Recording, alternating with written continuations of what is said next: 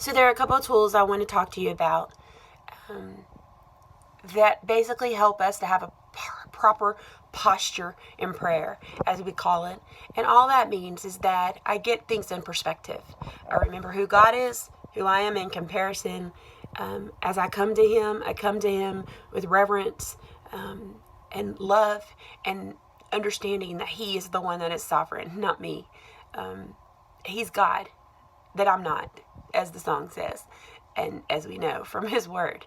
So one of the verses that impacted Rob and I years ago, we had to memorize a verse each week in something called Crown Ministries. And the first week or the second week, this passage, and I've never forgotten it. Some of you have probably heard me quote it before because it has impacted me so much. And it's 1 Chronicles 29, 11, and 12. This is a prayer of David, and David is establishing who God is in this prayer. So it goes like this. Yours is the mighty power and glory and victory and majesty. Everything in the heavens and the earth is yours, O Lord, and this is your kingdom.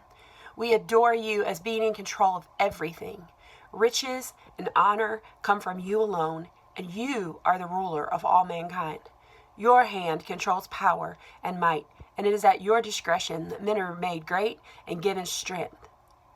I forgot to say that comes from the Living Bible version, because that's the version that we learned it from, and the words were so impactful to me. So as we prepare to pray, we must have our hearts focused on who God says that He is from His Word, not who we want Him to be, not the God that we've made up in our own minds, but the God that He says that He is from His Word. So there's an acrostic that many of you have probably heard before and hopefully used, but just in case, I wanted to share it with you.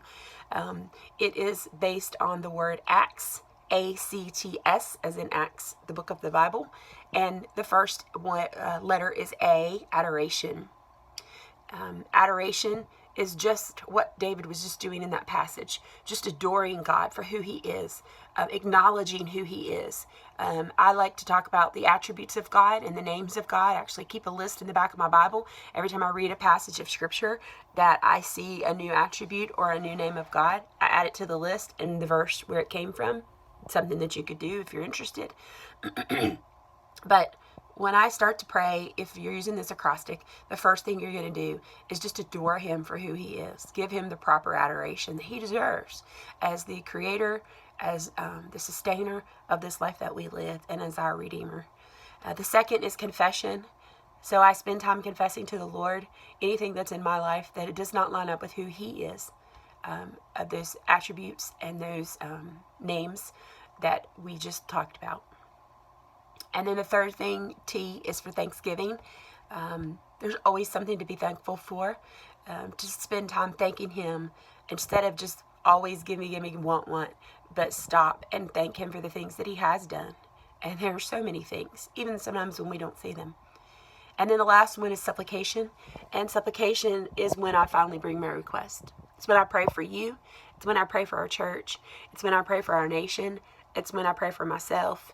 Anyone who's asked me to pray for them, I only can do very good with that if I make a list. I'm one that has to write it down.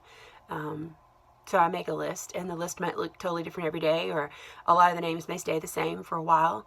And eventually I go back and mark when the prayers are answered. Sometimes the prayer was answered because the person's in glory. They're not on this earth anymore.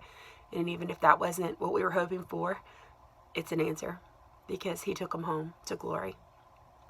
So I write it down because that helps me particularly. Everybody's different. Maybe you're more of a verbal person, but writing that down helps me a lot. And it doesn't have to take long, but you can do that without writing it down.